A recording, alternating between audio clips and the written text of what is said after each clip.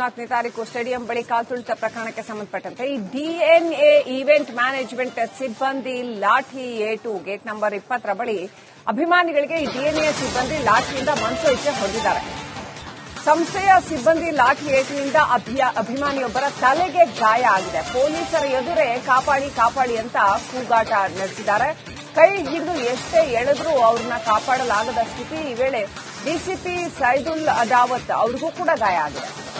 Event management ಅವರು manage ಮಾಡೋದು ಈ ರೀತಿ ಕ್ರೌಡ್ ಅನ್ನ ಎರಾಬರಿ ಹೊಡೆದು ಗಾಯ ಮಾಡಿ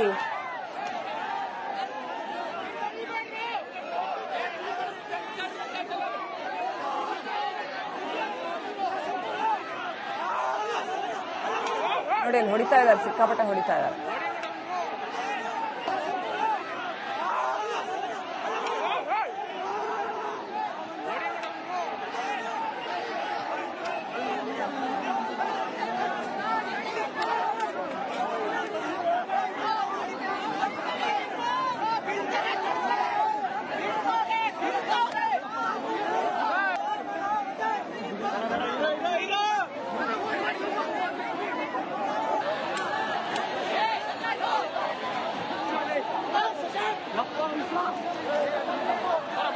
ಜನ ಬಿದ್ದು ಸಾಯ್ತಾ ಇದ್ದಾರೆ.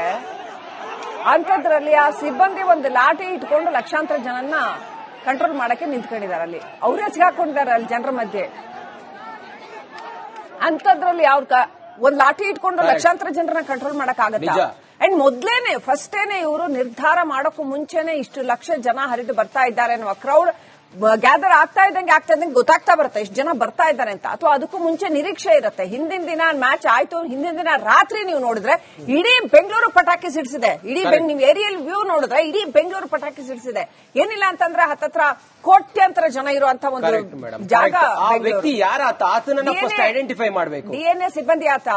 ಆದ್ರೆ ಆತ ಕ್ರೌಡ್ ಮಧ್ಯೆ ಸಿಗಾಕೊಂಡು ಉದ್ದ ಲಾಠಿ ಹಿಡ್ಕೊಂಡು ಹೊಡೆದ್ರೆ ಅಲ್ಲಿ ಎಲ್ಲೋ ಹೋಗಕ್ ಜಾಗ ಇದೆ. ಅಲ್ಲಿ ಆಚೆ ಈಚೆ ಎಲ್ಲೋಗಕ್ ಜಾಗ ಇದೆ ಜನಕ್ಕೆ. ಎಲ್ಲೂ ಹೋಗಕ್ ಜಾಗ ಇಲ್ಲ. ಅಷ್ಟೆಲ್ಲ ಅವ್ನು ಸುಮ್ನೆ ಹೊಡಿತಾನೆ ಇದ್ದಾನೆ. ಅಲ್ಲಿ ಆಗಬೇಕಾಗಿರೋದು ಚಿನ್ನಸ್ವಾಮಿ ಸ್ಟೇಡಿಯಂನ ಗೇಟ್ ಬಹಳ ಚಿಕ್ಕದಿತ್ತು. ದೊಡ್ಡ ಪ್ರಮಾಣದಲ್ಲಿ ಗೇಟ್ಗಳು ಇರಬೇಕಾಗಿತ್ತು.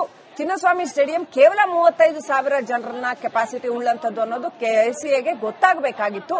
3 ಲಕ್ಷ ಜನ ಬರ್ತಾರೆ ಅಂತ ತಕ್ಷಣ ಸ್ಟೇಡಿಯಂ ಅಲ್ಲಿ ಮಾಡುವಂತ ಪ್ರೋಗ್ರಾಮ್ ನ ಕ್ಯಾನ್ಸಲ್ ಮಾಡಬೇಕಾಗಿತ್ತು ಅವ್ರು ಇಮಿಡಿಯೇಟ್ ಆಗಿ. ಸ್ಟೇಡಿಯಂ ಒಳಗಡೆ ಯಾಕೆ ಪ್ರೋಗ್ರಾಮ್ ಇಟ್ಕೊಬೇಕಿತ್ತು? ಆಗಲ್ಲ, ಕ್ರೌಡ್ ಮ್ಯಾನೇಜ್ಮೆಂಟ್ ಆಗಲ್ಲ ಅಂತ ಗೊತ್ತಾಗ್ತಿದ್ದಂಗೆ ಕ್ಯಾನ್ಸಲ್ ಮಾಡಬೇಕಾಗಿತ್ತು. ಸುಮ್ನೆ ಆಯ್ತು ವಿಧಾನಸೌಧದವರೆಗೂ ಬಂದ್ರು, ಆಯ್ತು ಅಲ್ಲೇ 10 ಮಿನಿಟ್ಸ್ ಫೆಲಿಸಿಟೇಟ್ ಮಾಡಿ ಕಳಿಸ್ಬಿಡ್ಬೇಕಾಗಿತ್ತಲ್ವಾ? ಮತ್ತೆ ಇನ್ನೊಂದಿನ ಬೇಕಾದ್ರೆ ಅವ್ರನ್ನ ಕರೆಸಿ ಇನ್ನೊಂದಿನ ಅಫಿಷಿಯಲ್ ಪ್ರೋಗ್ರಾಮ್ ಇಟ್ಕೊಬಹುದಾಗಿತ್ತು. ಲಾಸ್ಟ್ ಮೊಮೆಂಟ್ ವರೆಗೂ ಮಧ್ಯಾಹ್ನ 2:30-3 ಗಂಟೆವರೆಗೂ ಕೂಡ ಪ್ರೋಗ್ರಾಮ್ ಕ್ಯಾನ್ಸಲ್ ಮಾಡೋ ಚಾನ್ಸಸ್ ಇತ್ತು. ಮಾಡ್ಲಿಲ್ಲ ಅವರು ಅದನ್ನ. ಕರೆಕ್ಟ್. ಆತನಿಗೆ ಹೊಡೆಯೋದಕ್ಕೆ ಪರ್ಮಿಷನ್ ಕೊಟ್ಟವ್ರು ಯಾರು ಅನ್ನೋದು. ಆತನ ಪೊಲೀಸ, ಆತನ ಹೋಮ್ ಗಾರ್ಡ್, ಆತನ ಮಿಲಿಟರಿನ, ಆತನಿಗೆ ಪರ್ಮಿಷನ್ ಕೊಟ್ಟವ್ರು ಯಾರು? ಅಭಿಮಾನಿಗಳು ತಂಡದ ಆಟಗಾರ ನೋಡ್ಬೇಕು ಅಂತ ಬಂದವರು. ಈವೆಂಟ್ ಮ್ಯಾನೇಜ್ಮೆಂಟ್ ಆಗಿರ್ಲಿ ಏನೇ ಆಗಿರ್ಲಿ ಅಭಿಮಾನಿಗಳ ಮೇಲೆ ಕೈ ಮಾಡುವಂತ ಏನಿತ್ತು ಅಂತ ಅವ್ರಿಗೆ ಬೌನ್ಸರ್ಗಳು ಇರ್ತಾರೆ. ನೀವು ಪ್ರತಿ ಸರಿ ನೋಡಿದ್ರೆ RCB ಈವೆಂಟ್ಸ್ ನ ಅವರೇ ಮ್ಯಾನೇಜ್ ಮಾಡೋದು. ಅವರು ಬೌನ್ಸರ್ಗಳನ್ನ ಇಟ್ಟು ಈ ತರ ಸೆಕ್ಯೂರಿಟಿ ಇರ್ತಾರೆ. ಅವ್ರು ಯಾವಾಗ್ಲೂ ಈ ತರ ಸೆಕ್ಯೂರಿಟಿ ಇರ್ತಾರೆ. ಆದ್ರೆ ನೀವು ಹೇಳ್ದಂಗೆ ಅದನ್ನ ಹೊಡೆದು ಅವ್ನು ಹೊಡೆದಾದ್ರೂ ಏನ್ ಮಾಡ್ತಾನೆ? ಆಯ್ತು ಅಲ್ಲಿ ಹೊಡೆದ್ರೆ ಅವ್ರು ಎಲ್ಲಿ ಹೋಗ್ತಾರೆ? ಆ ಕಡೆ ಹೋಗಕ್ಕಾದ್ರೂ ಜಾಗ ಇದೆಯಾ?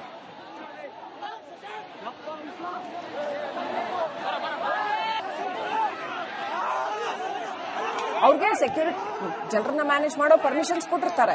ಆದ್ರೆ ಗಾಯ ಮಾಡುವಂತ, ಹರ್ಟ್ ಮಾಡುವಂತ, ನೀವು ಹೇಳಿದಾಗೆ ಹೊಡೆದು ಮಾಡುವಂತ ಪರ್ಮಿಷನ್ಸ್ ಇರೋದಿಲ್ಲ.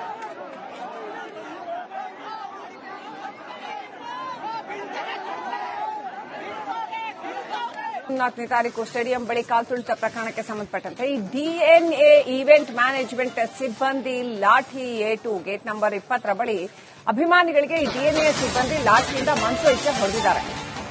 ಸಂಸ್ಥೆಯ ಸಿಬ್ಬಂದಿ ಲಾಠಿ ಏಟಿನಿಂದ ಅಭಿಮಾನಿಯೊಬ್ಬರ ತಲೆಗೆ ಗಾಯ ಆಗಿದೆ. ಪೊಲೀಸರ ಎದುರೇ ಕಾಪಾಡಿ ಕಾಪಾಡಿ ಅಂತ ಕೂಗಾಟ ನಡೆಸಿದ್ದಾರೆ.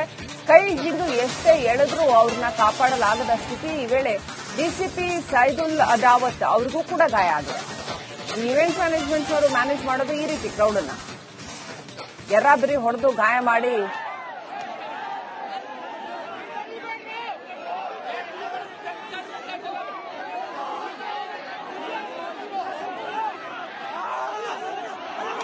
ನೋಡಿ ಅಲ್ಲಿ ಹೊಡಿತಾ ಇದ್ದಾರೆ, ಸಿಕ್ಕಾಪಟ್ಟೆ ಹೊಡಿತಾ ಇದ್ದಾರೆ.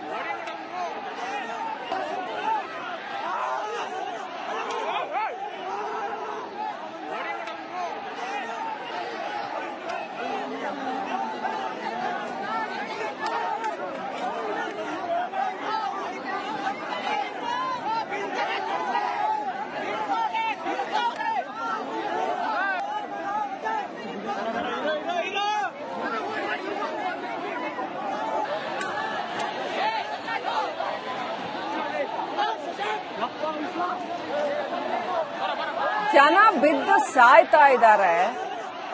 ಅಂತದ್ರಲ್ಲಿ ಆ ಸಿಬ್ಬಂದಿ ಒಂದು ಲಾಠಿ ಇಟ್ಕೊಂಡು ಲಕ್ಷಾಂತರ ಜನನ್ನ ಕಂಟ್ರೋಲ್ ಮಾಡಕ್ಕೆ ನಿಂತ್ಕೊಂಡಿದ್ದಾರೆ. ಅಲ್ಲಿ ಅವರೇ ಸಿಗಾಕೊಂಡಿದ್ದಾರೆ ಅಲ್ಲಿ ಜನರ ಮಧ್ಯೆ. ಅಂತದ್ರಲ್ಲಿ ಅವ್ರ ಒಂದ್ ಲಾಠಿ ಇಟ್ಕೊಂಡು ಲಕ್ಷಾಂತರ ಜನರನ್ನ ಕಂಟ್ರೋಲ್ ಮಾಡಕ್ ಆಗತ್ತ? ಅಂಡ್ ಮೊದ್ಲೇನೆ ಫಸ್ಟೇನೆ ಇವರು ನಿರ್ಧಾರ ಮಾಡೋಕ್ಕೂ ಮುಂಚೆನೆ ಇಷ್ಟು ಲಕ್ಷ ಜನ ಹರಿದು ಬರ್ತಾ ಇದ್ದಾರೆ ಅನ್ನುವ ಕ್ರೌಡ್ ಗ್ಯಾದರ್ ಆಗ್ತಾ ಇದ್ದಂಗೆ ಗೊತ್ತಾಗ್ತಾ ಬರುತ್ತೆ ಇಷ್ಟು ಜನ ಬರ್ತಾ ಇದ್ದಾರೆ ಅಂತ. ಅಥವಾ ಅದಕ್ಕೂ ಮುಂಚೆ ನಿರೀಕ್ಷೆ ಇರುತ್ತೆ. ಹಿಂದಿನ ದಿನ ಮ್ಯಾಚ್ ಆಯ್ತು, ಹಿಂದಿನ ದಿನ ರಾತ್ರಿ ನೀವು ನೋಡಿದ್ರೆ ಇಡೀ ಬೆಂಗಳೂರು ಪಟಾಕಿ ಸಿಡಿಸಿದೆ. ನೀವು ಏರಿಯಲ್ ವ್ಯೂ ನೋಡಿದ್ರೆ ಇಡೀ ಬೆಂಗಳೂರು ಪಟಾಕಿ ಸಿಡಿಸಿದೆ. ಏನಿಲ್ಲ ಅಂತಂದ್ರೆ ಹತ್ತತ್ರ ಕೋಟ್ಯಾಂತರ ಜನ ಇರುವಂತ ಒಂದು ಜಾಗ. ವ್ಯಕ್ತಿ ಯಾರಾತ ಆತನನ್ನ ಫಸ್ಟ್ ಐಡೆಂಟಿಫೈ ಮಾಡಬೇಕು. DNA ಸಿಬ್ಬಂದಿ ಆತ. ಆದ್ರೆ ಆತ ಕ್ರೌಡ್ ಮಧ್ಯೆ ಸಿಗಾಕೊಂಡು ಒಂದು ಉದ್ದ ಲಾಠಿ ಹಿಡ್ಕೊಂಡು ಹೊಡೆದ್ರೆ ಅಲ್ಲಿ ಎಲ್ಲೋ ಹೋಗಕ್ ಜಾಗ ಇದೆ. ಅಲ್ಲಿ ಆಚೆ ಈಚೆ ಎಲ್ಲೋಗಕ್ ಜಾಗ ಇದೆ ಜನಕ್ಕೆ. ಎಲ್ಲೂ ಹೋಗಕ್ ಜಾಗ ಇಲ್ಲ. ಅಷ್ಟೆಲ್ಲ ಅವನು ಸುಮ್ನೆ ಹೊಡಿತಾನೆ ಇದ್ದಾನೆ. ಅಲ್ಲಿ ಆಗಬೇಕಾಗಿರೋದು ಚಿನ್ನಸ್ವಾಮಿ ಸ್ಟೇಡಿಯಂನ ಗೇಟ್ ಬಹಳ ಚಿಕ್ಕದಿತ್ತು. ದೊಡ್ಡ ಪ್ರಮಾಣದಲ್ಲಿ ಗೇಟ್ಗಳು ಇರಬೇಕಾಗಿತ್ತು. ಚಿನ್ನಸ್ವಾಮಿ ಸ್ಟೇಡಿಯಂ ಕೇವಲ 35,000 ಜನರನ್ನ ಕೆಪಾಸಿಟಿ ಉಳ್ಳಂತದ್ದು ಅನ್ನೋದು KCAಗೆ ಗೊತ್ತಾಗಬೇಕಾಗಿತ್ತು. 3 ಲಕ್ಷ ಜನ ಬರ್ತಾರೆ ಅಂತ ತಕ್ಷಣ ಸ್ಟೇಡಿಯಂ ಅಲ್ಲಿ ಮಾಡುವಂತ ಪ್ರೋಗ್ರಾಮ್ ನ ಕ್ಯಾನ್ಸಲ್ ಮಾಡಬೇಕಾಗಿತ್ತು ಅವ್ರು ಇಮಿಡಿಯೇಟ್ ಆಗಿ.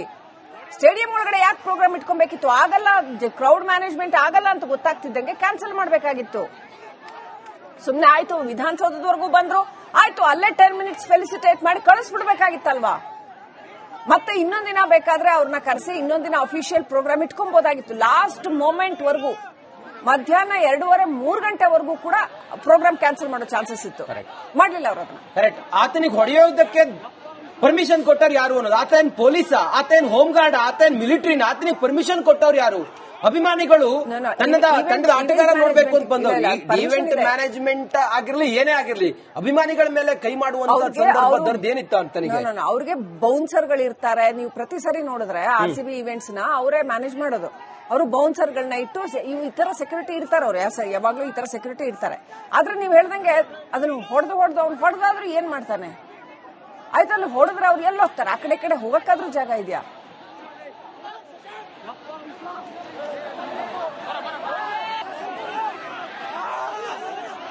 ಅವ್ರಿಗೆ ಸೆಕ್ಯೂರಿಟಿ ಜನರನ್ನ ಮ್ಯಾನೇಜ್ ಮಾಡೋ ಪರ್ಮಿಷನ್ಸ್ ಕೊಟ್ಟಿರ್ತಾರೆ. ಆದ್ರೆ ಗಾಯ ಮಾಡುವಂತ, ಹರ್ಟ್ ಮಾಡುವಂತ, ನೀವು ಹೇಳಿದಾಗೆ ಹೊಡೆದು ಬಡ್ದು ಮಾಡುವಂತ ಪರ್ಮಿಷನ್ಸ್ ಇರೋದಿಲ್ಲ.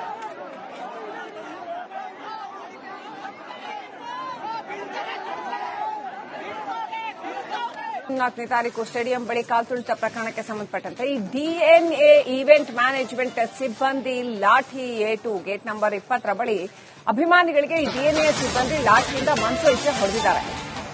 ಸಂಸ್ಥೆಯ ಸಿಬ್ಬಂದಿ ಲಾಠಿ ಏಟಿನಿಂದ ಅಭಿಮಾನಿಯೊಬ್ಬರ ತಲೆಗೆ ಗಾಯ ಆಗಿದೆ. ಪೊಲೀಸರ ಎದುರೇ ಕಾಪಾಡಿ ಅಂತ ಕೂಗಾಟ ನಡೆಸಿದ್ದಾರೆ. ಕೈ ಹಿಡಿದು ಎಷ್ಟೇ ಎಳೆದ್ರೂ ಅವ್ರನ್ನ ಕಾಪಾಡಲಾಗದ ಸ್ಥಿತಿ. ಈ ವೇಳೆ DCP ಸೈದುಲ್ ಅದಾವತ್ ಅವ್ರಿಗೂ ಕೂಡ ಗಾಯ ಆಗಿದೆ. ಈವೆಂಟ್ ಮ್ಯಾನೇಜ್ಮೆಂಟ್ ಅವರು ಮ್ಯಾನೇಜ್ ಮಾಡೋದು ಈ ರೀತಿ ಕ್ರೌಡ್ ಅನ್ನ ಎರಾಬಿರಿ ಹೊಡೆದು ಗಾಯ ಮಾಡಿ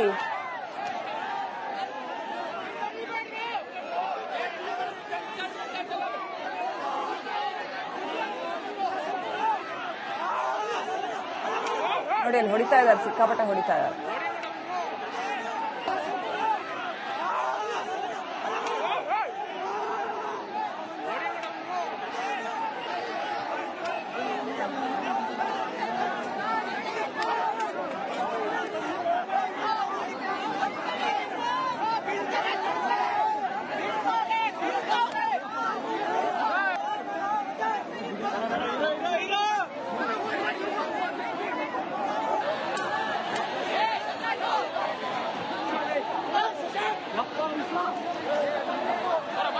ಜನ ಬಿದ್ದು ಸಾಯ್ತಾ ಇದ್ದಾರೆ.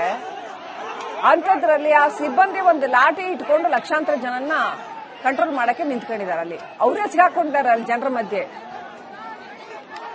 ಅಂತದ್ರಲ್ಲಿ ಒಂದ್ ಲಾಠಿ ಇಟ್ಕೊಂಡು ಲಕ್ಷಾಂತರ ಜನರನ್ನ ಕಂಟ್ರೋಲ್ ಮಾಡಕ್ ಆಗತ್ತ?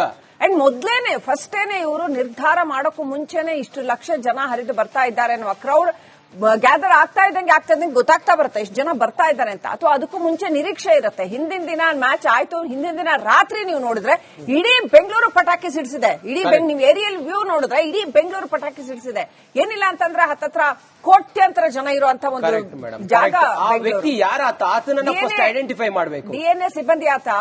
ಆದ್ರೆ ಆತ ಕ್ರೌಡ್ ಮಧ್ಯೆ ಸಿಗಾಕೊಂಡು ಒಂದು ಉದ್ದ ಲಾಠಿ ಹಿಡ್ಕೊಂಡು ಹೊಡೆದ್ರೆ ಅಲ್ಲಿ ಎಲ್ಲೋ ಹೋಗಕ್ ಜಾಗ ಇದೆ. ಅಲ್ಲಿ ಆಚೆ ಈಚೆ ಎಲ್ಲೋಗಕ್ ಜಾಗ ಇದೆ ಜನಕ್ಕೆ. ಎಲ್ಲೂ ಹೋಗಕ್ ಜಾಗ ಇಲ್ಲ. ಅಷ್ಟೆಲ್ಲ ಅವ್ನು ಸುಮ್ನೆ ಹೊಡಿತಾನೆ ಇದ್ದಾನೆ. ಅಲ್ಲಿ ಆಗ್ಬೇಕಾಗಿರೋದು ಚಿನ್ನಸ್ವಾಮಿ ಸ್ಟೇಡಿಯಂನ ಗೇಟ್ ಬಹಳ ಚಿಕ್ಕದಿತ್ತು, ದೊಡ್ಡ ಪ್ರಮಾಣದಲ್ಲಿ ಗೇಟ್ಗಳು ಇರಬೇಕಾಗಿತ್ತು. ಚಿನ್ನಸ್ವಾಮಿ ಸ್ಟೇಡಿಯಂ ಕೇವಲ 35,000 ಜನರನ್ನ ಕೆಪಾಸಿಟಿ ಉಳ್ಳಂತದ್ದು ಅನ್ನೋದು ಕೆಸಿಎಗೆ ಗೊತ್ತಾಗಬೇಕಾಗಿತ್ತು. 3 ಲಕ್ಷ ಜನ ಬರ್ತಾರೆ ಅಂತಷ್ಟು ಸ್ಟೇಡಿಯಂ ಅಲ್ಲಿ ಮಾಡುವಂತ ಪ್ರೋಗ್ರಾಮ್ ನ ಕ್ಯಾನ್ಸಲ್ ಮಾಡಬೇಕಾಗಿತ್ತು ಅವ್ರು ಇಮಿಡಿಯೇಟ್ ಆಗಿ. ಸ್ಟೇಡಿಯಂ ಒಳಗಡೆ ಯಾಕೆ ಪ್ರೋಗ್ರಾಮ್ ಇಟ್ಕೊಬೇಕಿತ್ತು? ಆಗಲ್ಲ, ಕ್ರೌಡ್ ಮ್ಯಾನೇಜ್ಮೆಂಟ್ ಆಗಲ್ಲ ಅಂತ ಗೊತ್ತಾಗ್ತಿದ್ದಂಗೆ ಕ್ಯಾನ್ಸಲ್ ಮಾಡಬೇಕಾಗಿತ್ತು. ಸುಮ್ನೆ ಆಯ್ತು ವಿಧಾನಸೌಧದವರೆಗೂ ಬಂದ್ರು, ಆಯ್ತು ಅಲ್ಲೇ 10 ಮಿನಿಟ್ಸ್ ಫೆಲಿಸಿಟೇಟ್ ಮಾಡಿ ಕಳಿಸ್ಬಿಡ್ಬೇಕಾಗಿತ್ತಲ್ವಾ.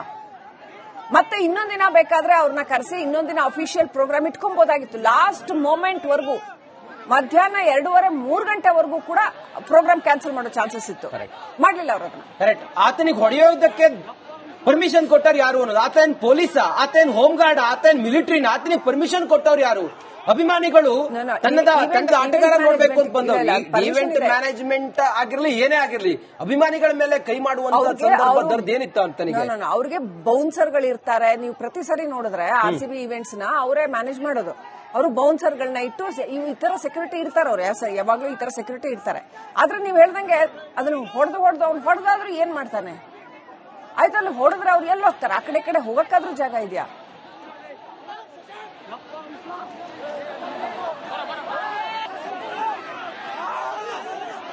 ಅವ್ರಿಗೆ ಸೆಕ್ಯೂರಿಟಿ ಜನರನ್ನ ಮ್ಯಾನೇಜ್ ಮಾಡೋ ಪರ್ಮಿಷನ್ಸ್ ಕೊಟ್ಟಿರ್ತಾರೆ.